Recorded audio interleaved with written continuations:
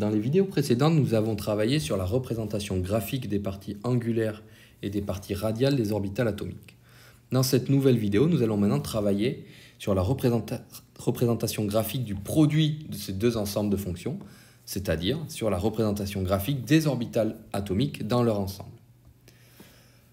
Si l'on souhaite représenter une orbitale atomique dans son ensemble, nous sommes confrontés à un problème, c'est que l'orbitale atomique étant une fonction de 3 variables, r, θ et φ, nous avons besoin de 4 dimensions pour la représenter, et nous ne savons pas faire des représentations graphiques en 4 dimensions. Pour résoudre ce problème, nous allons donc devoir diminuer le nombre de dimensions à représenter, et pour faire cela, nous allons utiliser un outil qui est équivalent à ce que nous utilisons pour représenter des reliefs en 2 dimensions. En effet, lorsque l'on souhaite représenter un relief, une montagne ou une île ou quoi que ce soit en 3D, sur une carte 2D, il nous faut pouvoir garder l'information de l'altitude, représentée ici, sur cette représentation 2D. Pour faire cela, on va définir ce qu'on appelle des lignes de niveau, c'est-à-dire des lignes ici, qui relient tous les points du relief qui sont à la même altitude. Et ces lignes vont ensuite être projetées ici sur le plan 2D, ce qui nous permet d'avoir une représentation en 2 dimensions de ce relief en 3D, tout en conservant l'information sur l'altitude, c'est-à-dire sur la 3e dimension. Donc pour représenter les orbitales atomiques, nous allons faire quelque chose d'un peu similaire. Nous allons non pas représenter les orbitales atomiques dans leur ensemble, mais nous allons représenter des isosurfaces de ces orbitales atomiques. Donc une isosurface, c'est une surface qui relie l'ensemble des points de la fonction d'onde, c'est-à-dire l'orbitale atomique, à la même valeur. Donc on choisit une valeur qu'on appelle une isovaleur, et on va, à l'aide d'une surface, relier tous les points de la fonction qui ont cette même valeur au signe près.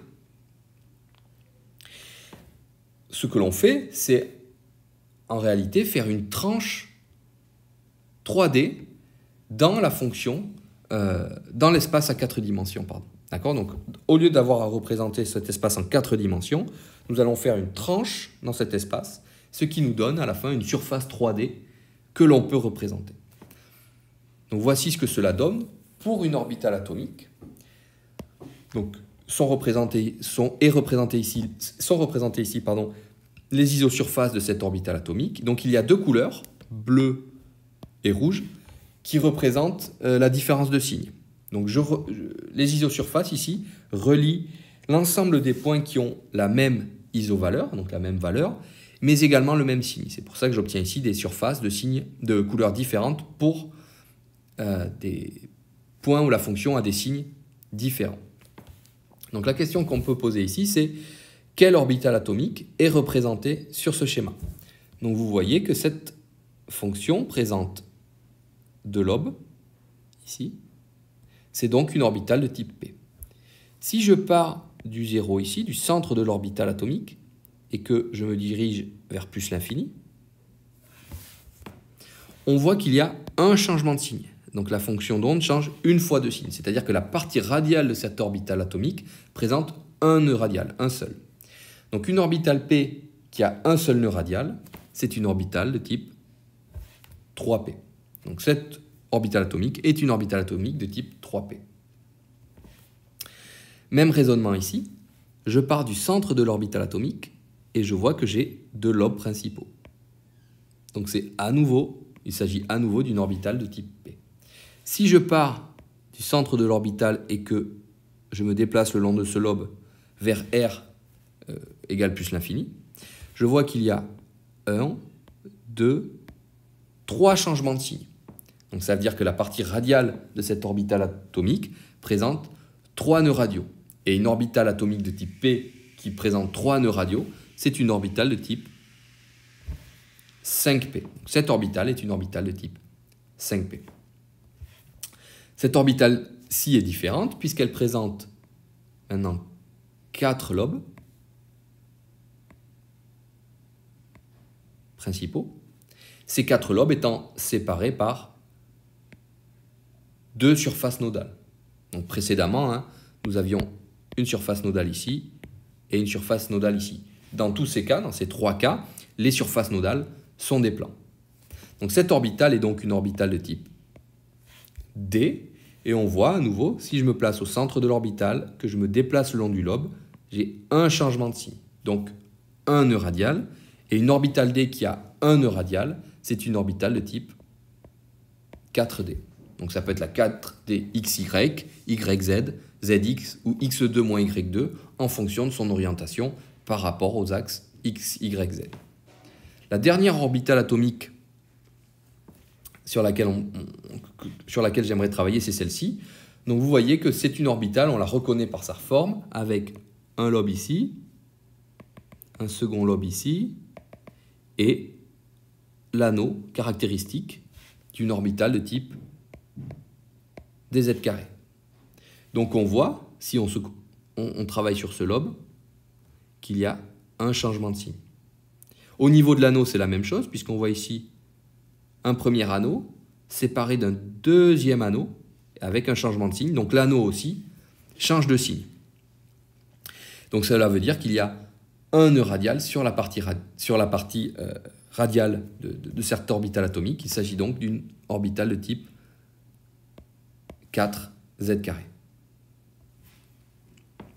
Donc, à l'avenir, vous devez être capable de reproduire ce raisonnement et lorsque l'on vous donne le nom d'une sous-couche, enfin 3P, 5P ou n'importe quoi, vous devez être capable de dessiner l'orbitale atomique ou une isosurface de l'orbitale atomique correspondante. De même, si je vous représente une orbitale atomique à l'aide d'une isosurface, vous devez être capable, en appliquant le même raisonnement, de retrouver la sous-couche à laquelle appartient cette orbitale atomique. Je vais maintenant parler rapidement de la représentation schématique à donner aux orbitales atomiques. Donc il est évident que lorsque l'on va faire de la chimie et que l'on aura besoin de schématiser ou de représenter les orbitales atomiques pour étudier de la réactivité par exemple, on ne pourra pas passer du temps à représenter exactement la structure nodale de toutes les orbitales atomiques. Ça prendrait beaucoup de temps. Par conséquent, on va donner une représentation schématique de l'ensemble des orbitales atomiques, quelle que soit la valeur de n, c'est-à-dire quelquefois le nombre de nœuds radiaux présents sur cette orbitale atomique. Dans cette représentation schématique, les orbitales S, ici, sont toujours représentées par des sphères. Et donc on voit bien ici que la surface, que la structure radiale de ces orbitales atomiques n'est pas représentée. De même, on représentera toujours les orbitales P sans structure radiale. C'est-à-dire que quelle que soit l'orbitale P que l'on représentera, et quelle que soit son orientation, elles auront la forme d'une orbitale de type 2P, c'est-à-dire sans nœud radial. Même chose finalement pour les orbitales D, où quelle que soit l'orbitale D, on la représentera comme une orbitale de type 3D, donc sans nœud radial.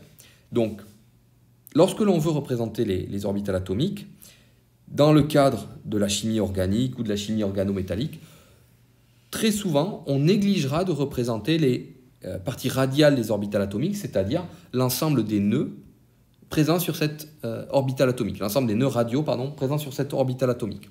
Mais il faut bien se souvenir que ceci n'est qu'une représentation schématique, et donc garder en tête que si on parle d'une orbitale 4D par exemple, il a bien un nœud radial sur cette orbitale, même s'il n'est pas représenté sur le schéma ou les schémas que vous en ferez.